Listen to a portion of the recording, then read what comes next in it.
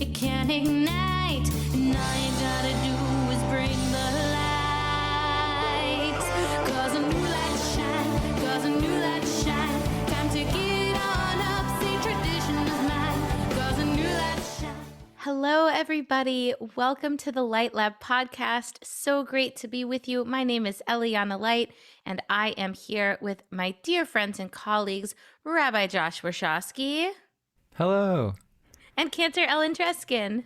Nice to be with you once again, Eliana and Josh. Always so special. And we're recording this podcast, at least for me, pretty much first thing in the morning. So I figured for our question of the day, why not start with what makes a good morning? Or what is something that when you do in the morning makes it a better day? What are our morning practices? Would love to start with Ellen. What you thinking? Well, I hate to confess that I do enjoy my morning cup of coffee. And the morning feels different to me. Tastes different, smells different. I guess we're all raising our morning cups of coffee to each other at this moment. A cup of coffee is part of my morning ritual. And I'm very aware of how it affects me internally. I am very appreciative, like I say, of the aroma and the taste. It's really become part of me putting myself together in the morning a bit. So as this worldly as it is, it's a good morning. And I'm a morning person. So pretty much I appreciate the mornings for what they are. That's beautiful. And I don't think you should be ashamed of your cup of coffee at all. In fact, it sounds like what you've done is taken something this worldly and allowed it to be elevated, or at least be elevated in you the way that you're noticing how it makes your body feel and how it smells and tastes. Seems pretty holy to me. Appreciate it. I'm working on elevating it back in the same way. So I'm paying tribute to my coffee here. Amazing. Josh, what makes a good morning for you? I'm also a coffee drinker. I like the smell of coffee, and I don't love the taste of coffee, but I do like the way that I feel more awake after drinking it. So there are parts of it that feel exciting and parts of it that I'm also still coming to terms with. And I do a lot of travel. So, sometimes my mornings often feel very different, but I really love waking up in my own bed.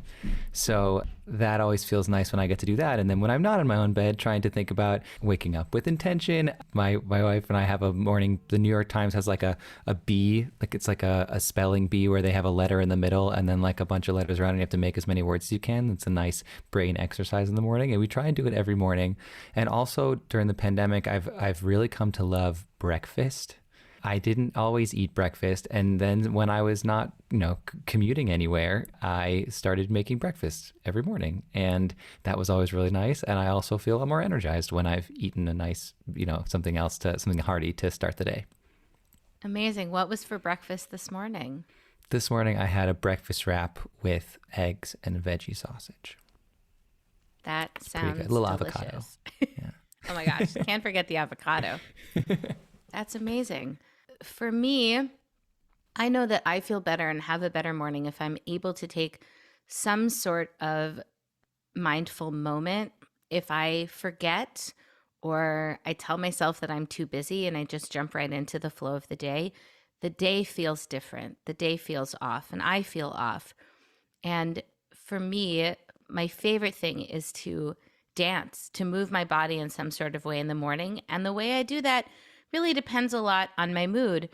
If I want to raise my energy or there's some spilkies, some ants in the pants I have to get out, I'll play a fast song and just kind of jump around my room. If I'm feeling in an exercise mood, maybe I'll do a dance exercise video. I really love the Fitness Marshal on YouTube, if any of you are looking for dance workouts. If I want to do something a little calmer or slower, I'm subscribed to the Daybreaker Plus online catalog where there are all different sorts of movements, whether it's a 2-minute dance party, qigong, something a little slower, or I'll just interpretive dance around my room and maybe listen to music that is positive for the morning, maybe versions of morning prayers as I stretch and move. It helps get my body centered and my mind centered. And to take a moment in the morning where instead of thinking about all of the things that I have to do the day, because I have kind of an anxious brain, especially in the morning, and it just rushes to the to-do list, to take a moment and stop and sink back into the flow of the world totally changes my day. And I want to do more of that. And this is a good reminder that that's an important thing to do. And it makes sense for us that we're talking about morning rituals because on this episode, we are going to be diving deep into one particular tefillah, and that is the Modah Ani, our first prayer upon waking. And before we even dive deeper into the prayer itself, we're going to hear it read out loud. And you, listener, and us in this in this recording are really going to listen to it so often when we're in the flow of prayer. We're reading things quickly or we're singing things. We don't often get to hear it read out loud. So I would love for us to just listen and see what we notice. So, Ellen, would you mind reading or just reciting from memory this tefillah for us, nice and slow? Happy to. Let's make note that we call the prayer Modah Ani, and yet you'll hear me say as someone who identifies as a woman, Modah Ani, until we figure out a way to ungenderize these verbs. So it goes like this. Modah Ani lefanecha, melech chai v'kayam. Shehechazarta bi nishmati bechemla, rabba emunatecha. Thank you. Even just hearing it read out loud, I felt something in my nervous system start to kind of calm and also awaken. Anything in particular you noticed, Josh? There were a few things that were sticking out to me as Ellen was reading it. The first is just it feels very Hebrew, and I don't know how to explain that other than to say there's a lot of chaz in it, right? Modah Ani lefanecha, melech chai v'kai. There's some of these like harsher syllables that in some ways awaken me and also make me feel grounded in this particular language, which is a language that I really love. And the word that was coming out to me today, I listen to this or I say this and different words will jump out at me. And this time the word that's stuck out to me was lefanecha, and before you. And the idea that you're saying this prayer in the moment when you're waking up, when you like don't want to, you haven't even opened your eyes yet and you don't want to like connect with anybody yet, but you're already in relationship, right? There's already some other presence with you just by naming this lefanecha, that there's something else happening in the room with you. Beautiful. Ellen, did you notice anything as you were speaking? Oftentimes in the morning, as I say, I'm a morning person, so I rush. So to stop now and really read it more slowly and really concentrate on the words and saying, well, how is this going? And just to hear my own voice, what was I emphasizing and where was I putting the pauses? For me, Josh, I love what you were saying about, the physicality of the vowels and the consonants, because I was thinking, oh, well, you wake up in the morning and your throat's kind of hoarse and your mouth is kind of dry and all the shehechazarta. I thought, well, this is also a good way to exercise the vocal cords first thing in the morning. I love that the last two words are rabba emunatecha. I like that there is faith on my part when I recite it in the morning, and that it ends with faith on this, whoever I am, lefanecha, too, faith on that side as well, and really concretizes for me that relationship that we're starting the day with. So let's use that as an opportunity to read through some translations. By the way, in the show notes, you're going to have a sheet that has each of the different words of Modeh/Modah Ani translated, and also some of these other translations. And I'll read one, and then if either of you have any thoughts on it, what sticks out to you? Do you like the way that this person characterizes this prayer? Because as we know, anytime we translate, we are interpreting. We are focusing on one particular translation or another, elevating it over all other choices. And so having, I find, a plethora of translations can help me figure out where I sit with this prayer. So here's the first one. Thank you, living God and Master, for giving me another day of awareness. I thank you for this sacred trust. That's by Rabbi Zalman Schachter Shalomi. Anything stick out for us here? I like the word awareness very much, where literally we might say it's about my soul, the immediate connection between, well, what I wasn't when I was asleep was aware.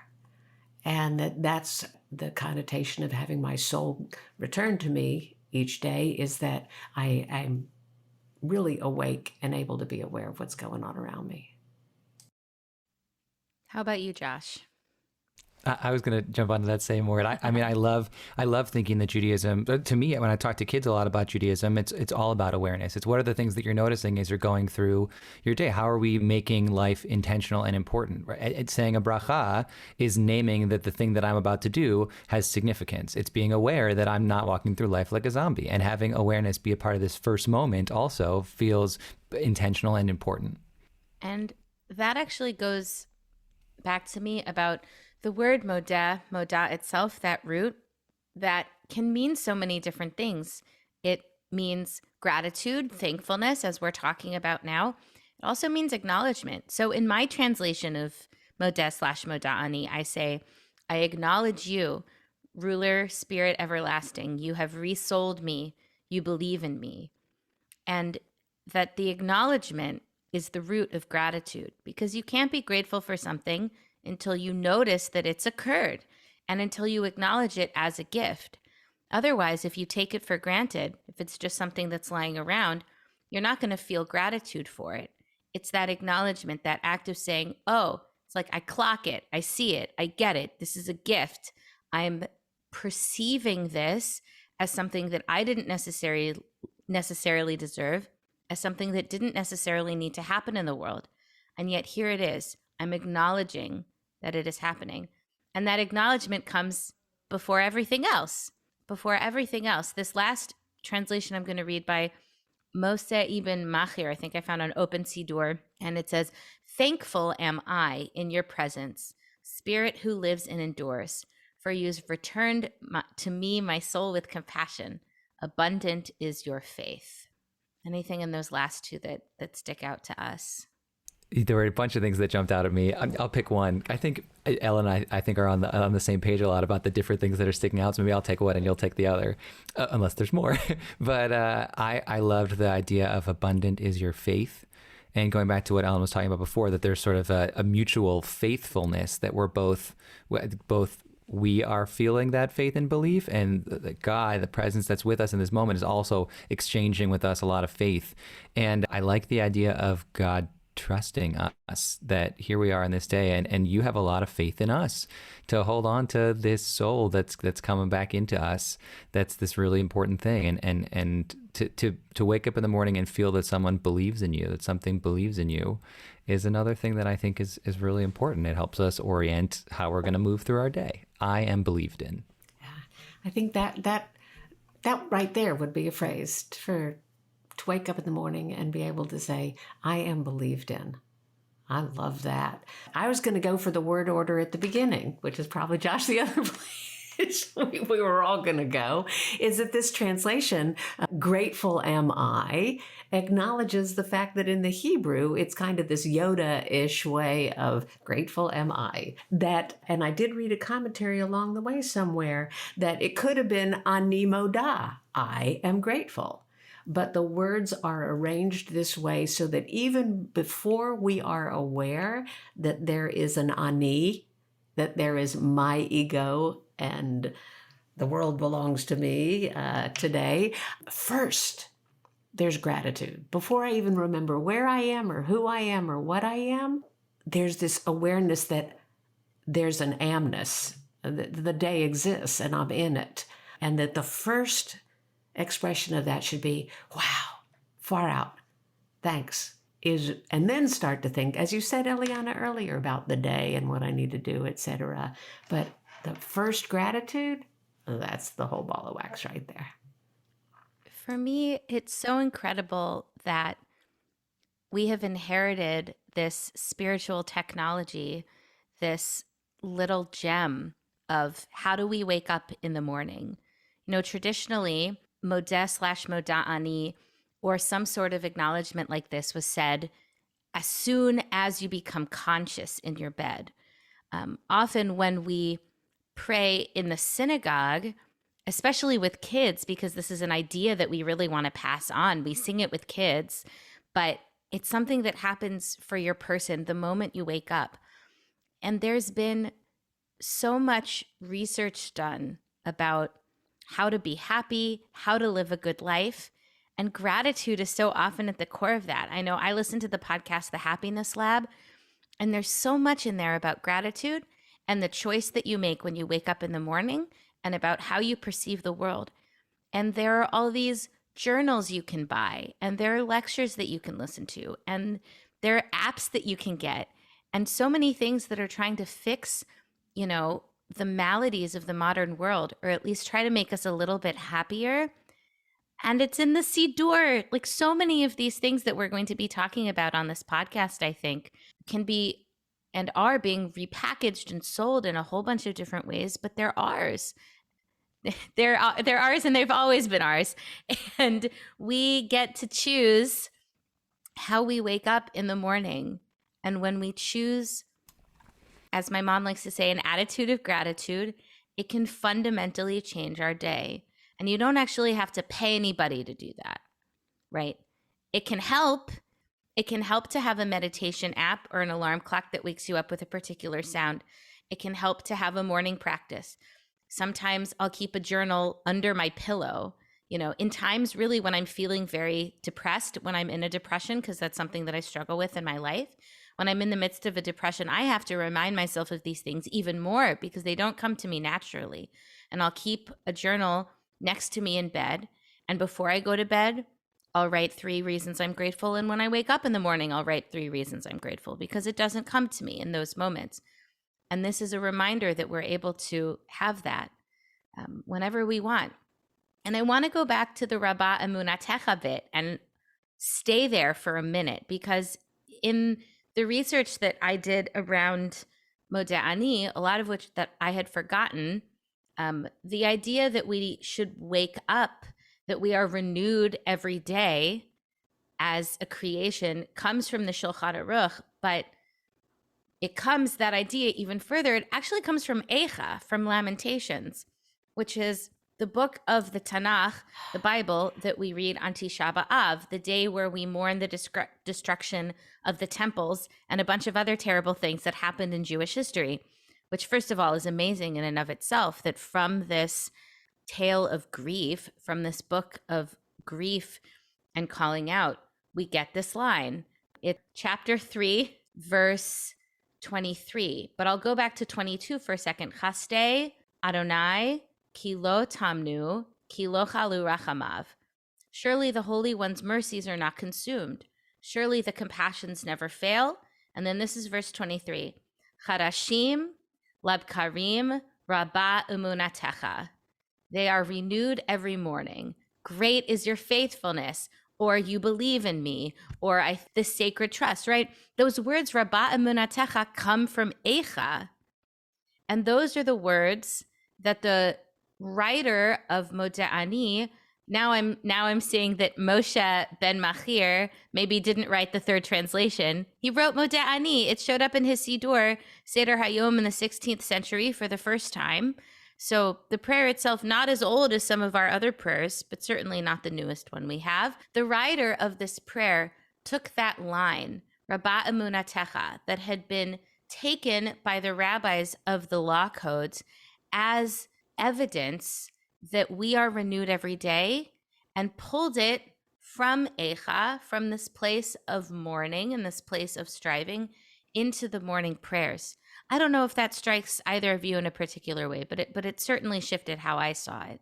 what I heard in the prelude to the verse, in verse 22, as your prelude to verse 23, was the recognition of some of the words that we use when we circle around to this gratitude idea later in the service. When instead of Modeh or Modah Ani, it's Modim Anachnu, and it becomes a communal prayer of gratitude at the end of our Amidah about God's constant mercy and God's constant generosity and graciousness to us. That stuck out for me. And if this is an okay time, I'd love to relate a quick story about gratitude. And I'm very lucky. I'm very privileged. I enjoy a lot in the world. And I decided a number of years ago, well over 10 years ago, that I didn't feel gratitude enough, that I was really taking it all for granted without saying thank you back. And I wanted to develop an idea, that attitude of gratitude, Eliana, that you mentioned. And this was back in the days of clock radios and things like that, before we were all using our phones as our alarm clocks. And I thought, well, how am I going to develop this attitude of gratitude? I'm somebody who wakes up before the alarm. My feet are on the floor before I'm aware that I'm awake, really. Where's the room for the ritual in there? So I put a Post-it on my clock radio so that when the radio started in the morning, if I looked to see what time it was, I saw the Post-it that said Modah Ani on it. And if I reached to hit the snooze button, I felt the Post-it. So even if I was going to go back to sleep for 10 minutes, I knew my first conscious thought was Modah Ani. And it became a daily practice. After a number of weeks, I was able to remove the Post-it, and it became an attitude. It became a habit. And I appreciate it very much. It colored the rest of my day to wake up in that manner. And I think it's so interesting that it comes from the Book of Lamentations, and that, Eliana, you speak about yourself and others who live with depression in their lives. Certainly there have been days since then that life was a lot more challenging than it had been even the day before. That you get a piece of news, or somebody is ill, or somebody passes away. And the first time that I had to wake up in the morning, and my first thought was, I am so grateful that I am aware and awake this day. And my second thought was of a tragedy that had befallen. And the two of them had a little train wreck in my head and in my heart on more than one occasion. And then I realized that the gratitude is deeper than just a simple thank you. That the gratitude really can become habitual and can become an attitude, which was, again, much more moving and much more powerful, perhaps, than thanks, God, and now I'm on my way. So thanks for letting me share that. I love that story. And I love both the mantra itself and the act of putting the Post-it note there. And also I like the tangible feeling of feeling that sort of difference. Even when you wake up in the morning, there's this piece of paper right there that changes the way that you're touching and you're waking up. That's so cool.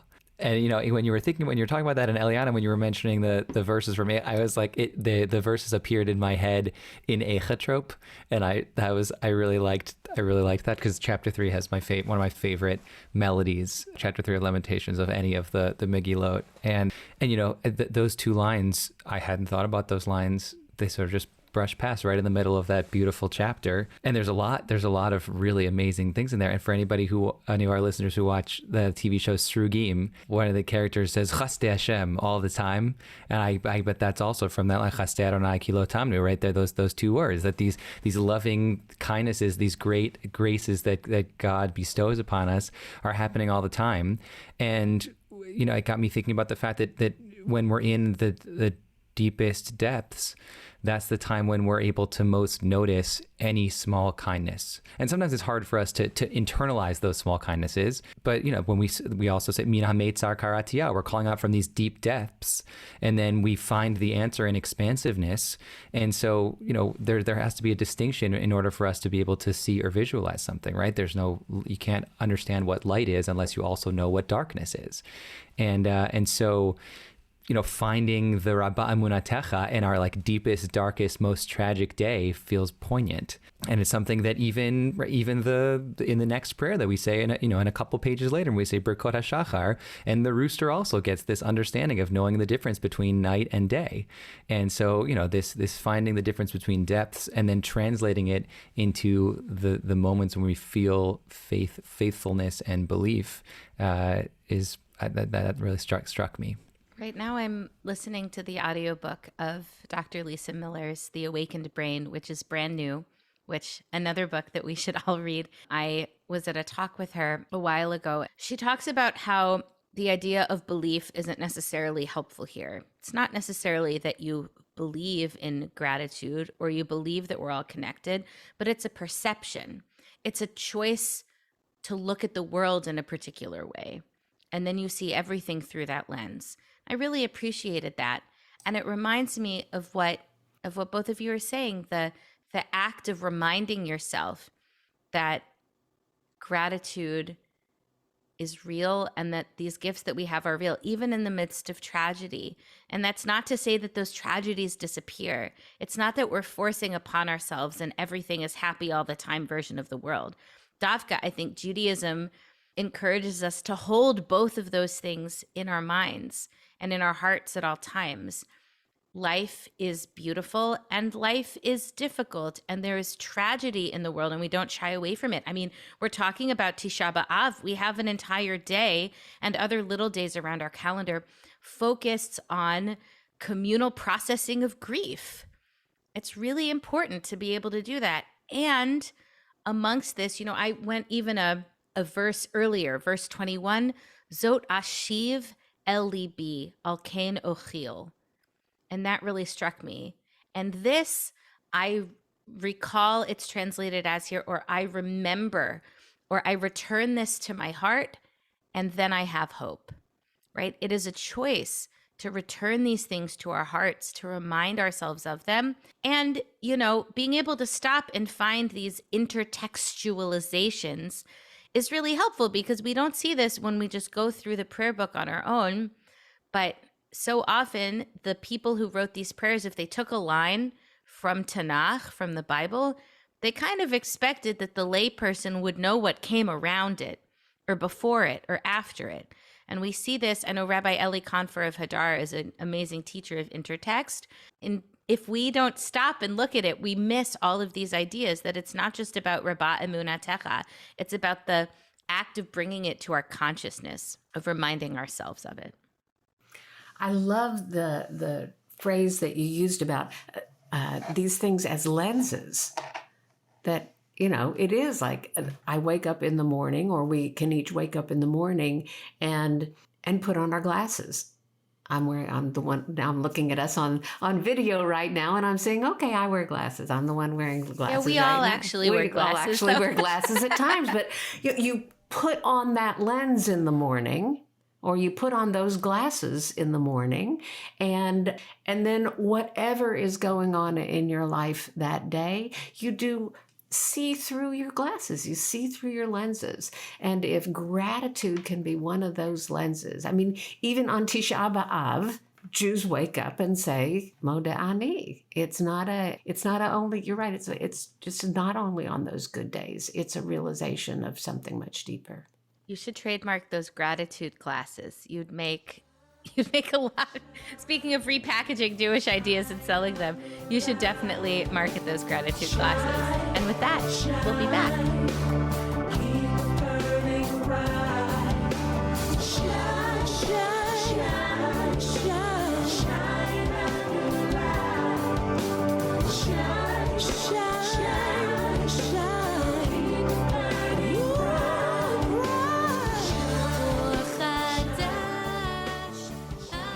Beautiful. It's so refreshing to be able to dive deeply into this tefillah, this prayer that we've been handed down from our 16th century ancestors. There's always so much more to learn. And Ellen, I know that you have a midrash, an interpretation story that I'm really excited for you to share. Well, thanks. I'm happy to share it. I wish that I remembered more about the original source of what I'm about to share. I've asked a number of people, and they can't find the source for me. And so if anyone listening knows where what I'm about to say comes from, please feel free to let us know. I'd really like to know. And it's an important Jewish value to acknowledge one's teachers when they share a learning or a lesson. I love the word nishmati, that it's my soul. Shehech Hazar Tabi, that you've returned to me, Nishmati, my soul. And it begs the question of, well, while I was sleeping all that time, where was my soul? Where did it go if now it's being returned? And I'm sure that I studied a midrash along the way years ago that described somewhat of a soul party, that when we are asleep, that all of our collective souls, they actually do go somewhere to be with the oneness, the unity, the soul of the universe. And then when we are ready to wake up, our soul gets returned to us. And this idea that their souls then constantly traveling from our bodies to wherever they go, to these soul parties while we're sleeping, and coming back into our bodies in the morning or when we wake up. And the idea also that they bless each other on the way as they cross in space or in the heavens. And wow, all these people having their souls leave them and return to them, aren't I lucky and aren't I grateful that it's nishmati, that I got the right one back, that left me last night when I went to sleep. And the idea that it's my individual soul, it is unique, and I got that one back. It's my life I'm still living, and it's just another reason to be grateful. I know this soul. I love this soul.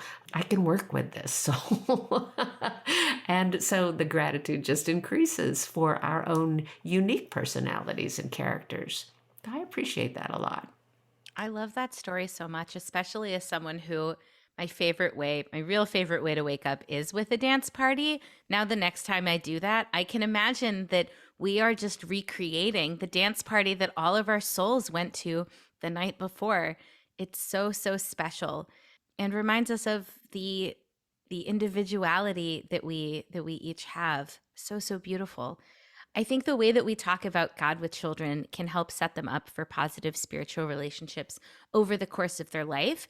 And we don't talk about God enough, I don't think. And so often I'll ask kids, like, what do you do when you've received a gift? How do you show that you're so, so grateful for this gift? They might say, I can write them a thank you note. I write them a thank you email. I can give them a hug. I can give them a kiss. I can give them back a gift.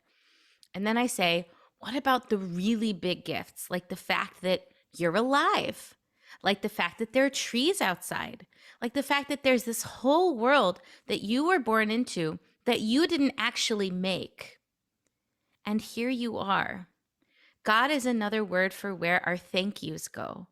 There's something inside of us as human beings that feels in these special moments, whether they come to us or we create them, that immense feeling of gratitude for life. The writer Anne Lamott talks about the 3 foundational prayers, thanks, wow, and help. This is the root of it. And when we send out our thank yous, whether we're consciously thinking them as going to God or not, I do think that's where they go for all of the big stuff. And since we're talking about God, we might as well take a little God named detour and talk about Melech. Melech Chai V'Kayam.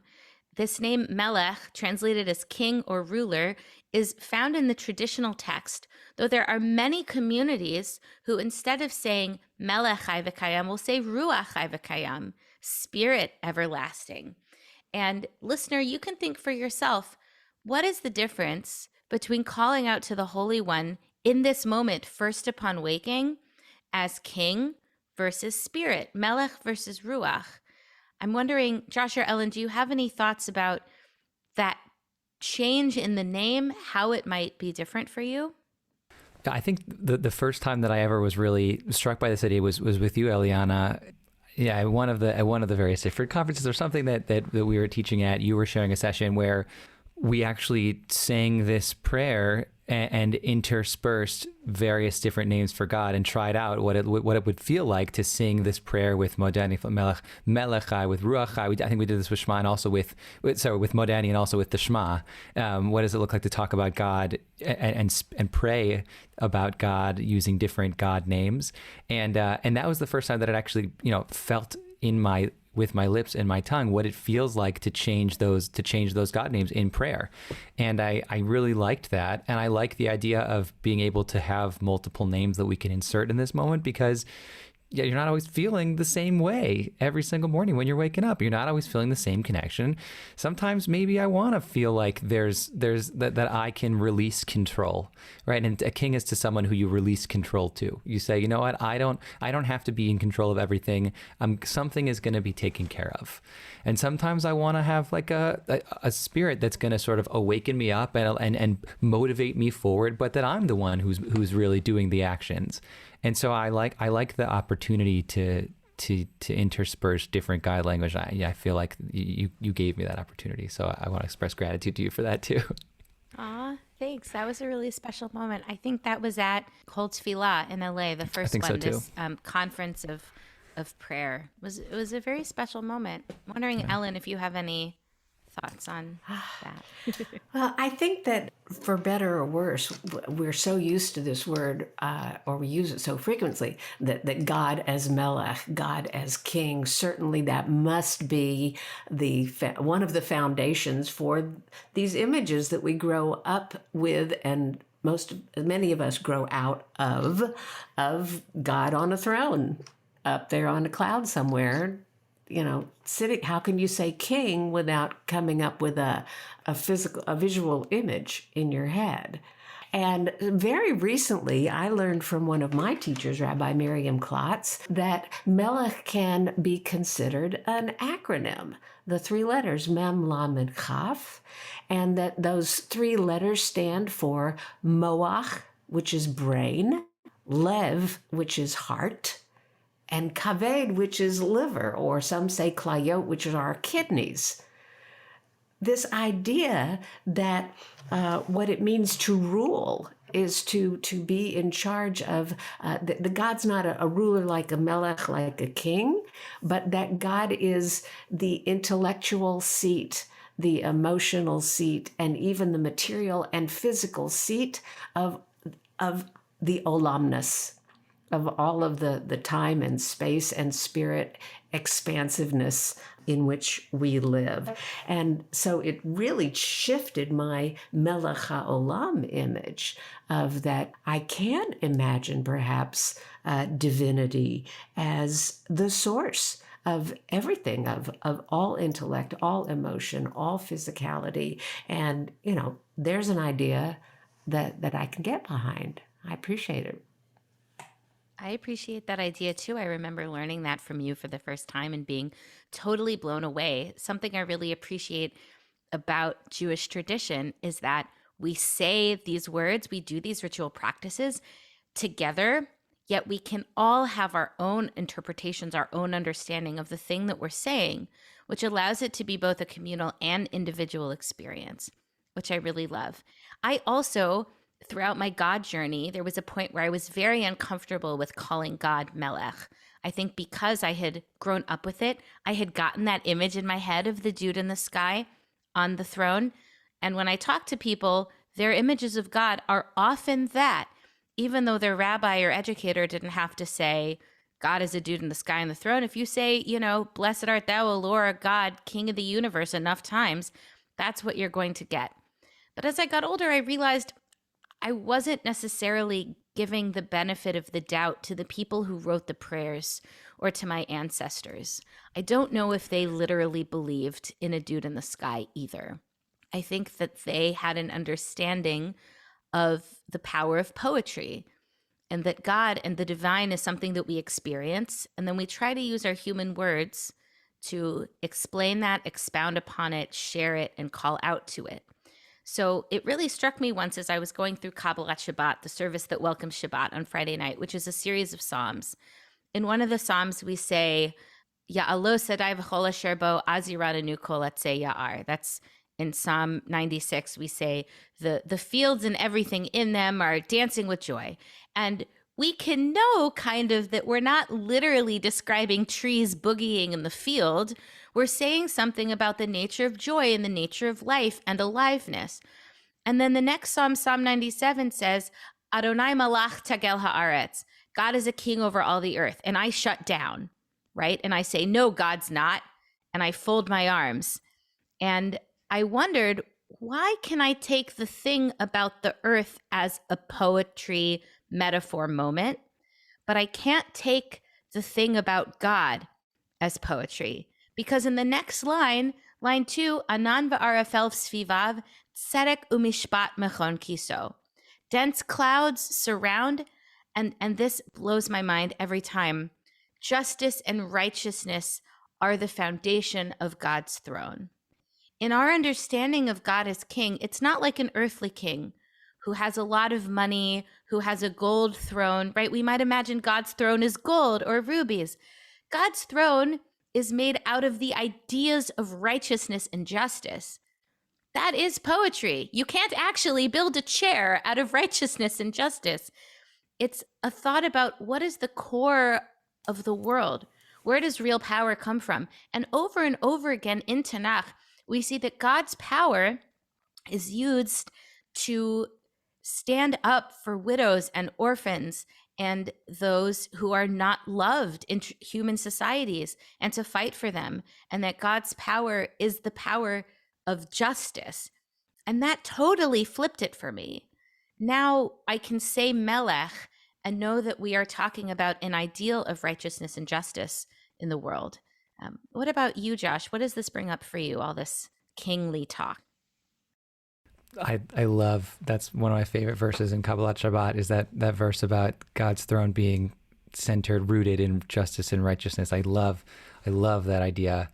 And I love that idea, the idea of there's sort of the chaos of the Anan va'arafel, but the way that it's ordered is with this foundation of justice and righteousness. I think it's an incredible idea. And in thinking about that poetry, I was thinking about what it was like for the people. We've talked a lot about, in this podcast, about how all these prayers are written by human beings. And so what was it like for these human beings to reference a king in this particular moment?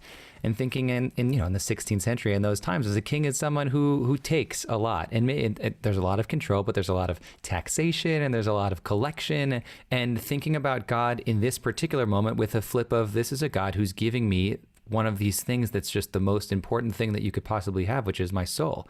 And this king has this collection of souls that are at this soul party. They all got invited to the gala, and then suddenly at the end of the gala, the soul comes home and God says, why don't you go to Josh's house? Why don't you go stay over at Josh's house this morning? And I think that's an extraordinary gift, right? To be able to name that we in the morning we get this soul back from the king, this gift that was like the most incredible. What could we give of ourselves? This is the biggest, the greatest, the deepest thing that we could possibly give of ourselves, that we gave over to God. And then God says, I want to give it back to you. I want to regift it to you. And I want to regift it to you even better than when you gave it to me. I'm going to refresh it. I'm going to restore it. I'm going to re-energize it. And I'm going to give it back to you so that you have the newest, the brightest, the most possibilities in your soul again this morning. I love that so much. And it somehow, it brought to me the image of, as this happened, I was leading services yesterday for families, and there was this small child who had like a sticker in his hand. And the whole service, he was looking at me with these big, longing eyes and holding out the sticker. And I'm there like playing guitar. Their family's around. I don't want to stop. And his eyes just keep getting more and more like upset. He's reaching out with this sticker. And finally, I stop the service. I go up to him. I say, thank you so much. And I take the sticker from him. It's from like a local coffee company that they got coffee at this morning. And I see it in his eyes and I immediately give it back to him, right? That's the best game to play with babies, is here's this thing. I want that thing back, right? We're continuously passing these precious things back and forth to each other. And, we do that with kings and we do that with babies as well. So yeah, Ellen? I love this idea of you might not know where the gift came from. And this idea of expressing gratitude anyway, even if we have problems with the kingliness of the giver, or but can sometimes think about, like, I don't know where this came from. I have a secret admirer. You wake up every morning with the idea that you got a gift, that you have a secret admirer who has given you this really incredible gift. And it reminds me, as we speak about these prayers in the various podcasts, that the prayers aren't there they're not changing God in that sense. Like, if I can change God's mind about things, or we may think that sometimes and sometimes not so much, but the prayers that I say are changing me. And through changing me, they're changing everything, perhaps, that I touch. And so in that way, it really is the gift that keeps on giving. This very first morning gift.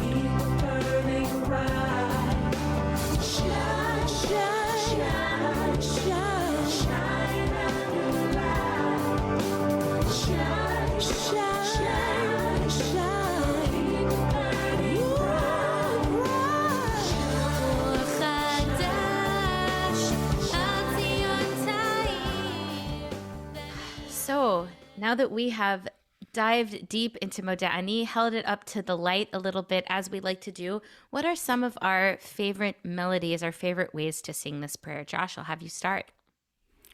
I was introduced to this melody this summer. I was up at Camp Vermont in the Berkshires, and Marnie Loftman shared this melody with me. It's by Ali Halpert. And it's both, it's a melody, and it takes Modah Ani and creates sort of a mantra and an affirmation out of it. Modah Ani lefanecha, ruach chai vekayam. Modah Ani lefanecha, ruach chai vekayam. And she has English, so she includes with it, I was made for this morning. I was made to be here. All this light inside of me is a gift for me to heal. And I love both the melody itself, and I love the words that she's put with it, of being like, this morning is the one that I was made for, right? Zeh hayom asa Adonai. This morning, this is the day that was created, and I'm here, created on this day. And I like the idea of, is a gift for me to heal being something that could be interpret in a bunch of different ways, just like Rabba Emunatecha, right? Is it our faithfulness? Is it God's faithfulness? The gift, is it for me to be healing inwardly, or is it for me to use to heal others, to heal the world? And I like that it can be flipped in both ways. And when I sing at different times, I'm feeling different ways about it. And I feel like I can engage with it as an affirmation in different ways each morning. It's a really beautiful way to start.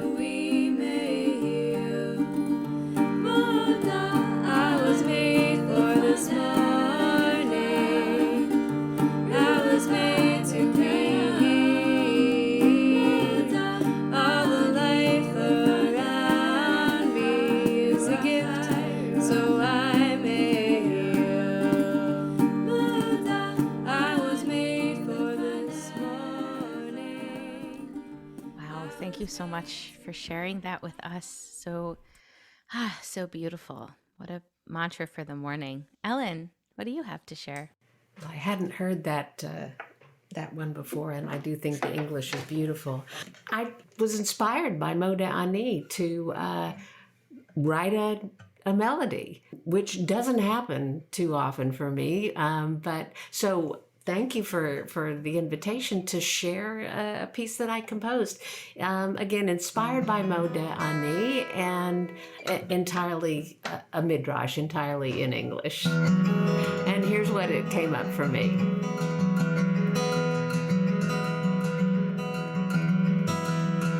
Awaken my soul to all its potential.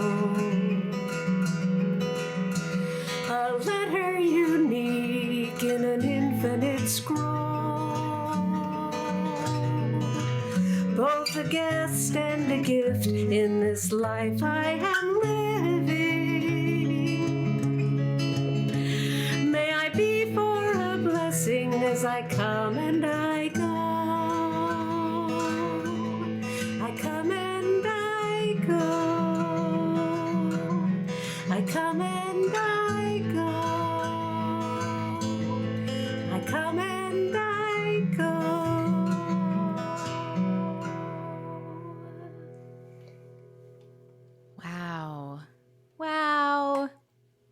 the guitar, the chord voicings are so beautiful. In addition to the words themselves being really beautiful. Thank you. Thank you. It's those 9 chords, man. You let me loose in a room full of 9 chords. I'm happy. So magical, so magical. And I love that we're exploring how different artists and different musicians have brought themselves to the saying of Modah Ani because it's the prayer that we each individually say. It's incredibly personal. And there's so many different melodies for Modah Ani that touch on varieties of aspects of the prayer. Sometimes we want to wake up with a big bang, with lots of energy, with lots of hand clapping and stomping and running around. And sometimes we want to wake up in a soothing way, in a quiet way. And all of these ways are available. I'll put in the show notes, we can make like a Spotify playlist of all of our favorite Modah Ani melodies for you to listen to if you want to wake up in any particular way. Have it be your alarm clock. Play it while you're drinking your morning cup of coffee. See how these different melodies sit in you.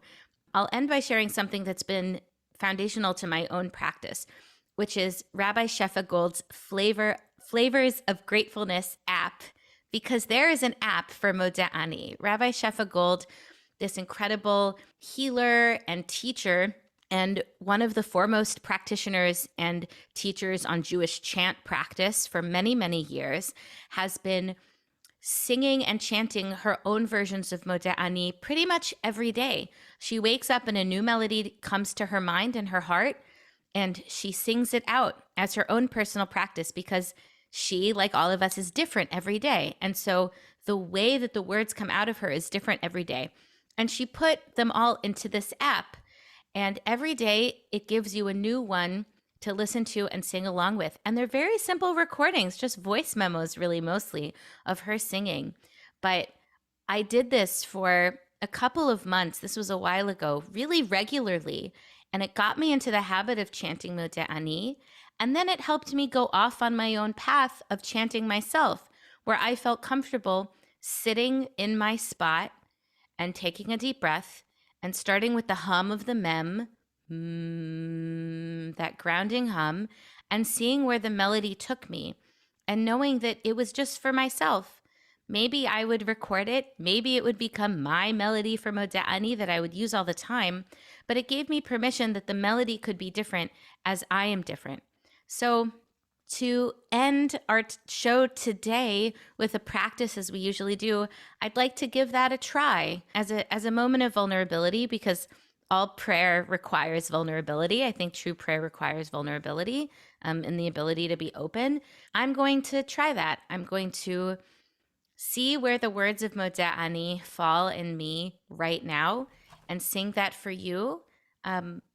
You're welcome to stop, close your eyes again if you can, please not while you're driving, and sing along if you'd like. Or really, tomorrow morning, you're invited to say these words, or just to wake up with that feeling of gratitude inside of you, to choose that gratitude. If you have a morning practice, sit with these words. They'll be in the show notes also. See what melody comes to your mind or what English mantra comes to your mind.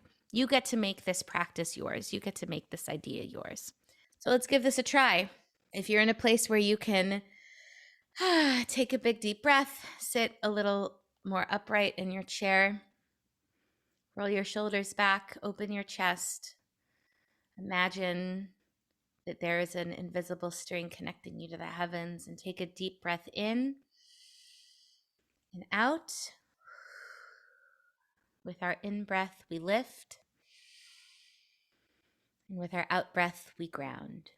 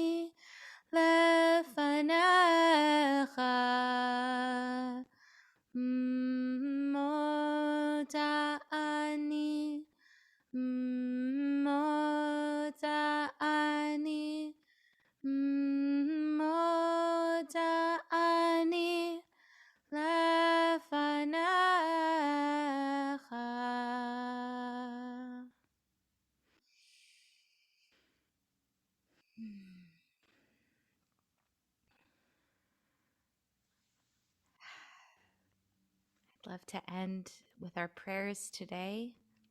What are our prayers today as we move forward into the rest of this day together? I think that my prayer for today is one of gratitude for us having done this in the morning, because now it really can shape the day. I'm hoping to keep these lenses on for the rest of the day. My hope is that I can walk through more of the day today and look around me and notice things and people and see them as gifts from a secret admirer, and to be filled with that gratitude and with the sense that that there are ways that I can also be a gift and contribute to someone else's universe today. So that's my prayer. I mean, I'm thinking about the Chasdei Hashem, the graces, the loving kindnesses, the things that we could notice that are happening in the world around us. I'm hoping that I can also open up my eyes to walking through life with intention, to walking through this morning with intention, to finding the things that I might not have noticed if I had kept my eyes closed or hadn't been looking around, and to stop and pause and take note of those moments that otherwise would have just brushed past me. There's a story of Rabbi Zalman Schachter Shalomi. His daughter says, "Abba, Father, we wake up from being asleep, right?" And he says, "Yeah." And she says, "Does that mean when we're awake, we can wake up even more?" And that's my prayer for today. Waking up even more, waking up to the gratitude, waking up to the awe, waking up to the wonder that is all around us, the wonder that each of us is, and that you, dear listener, are. There is no soul quite like yours. It's never existed. It'll never exist again. It is you, and you are here. And it is a magical, amazing, beautiful, miraculous thing that you are. So let's breathe that in and take that with us the rest of the day, and hopefully tomorrow morning and every morning after. And we will see you soon. Thanks so much, everyone. Thank you, Josh and Ellen, for being here. And thank you for listening.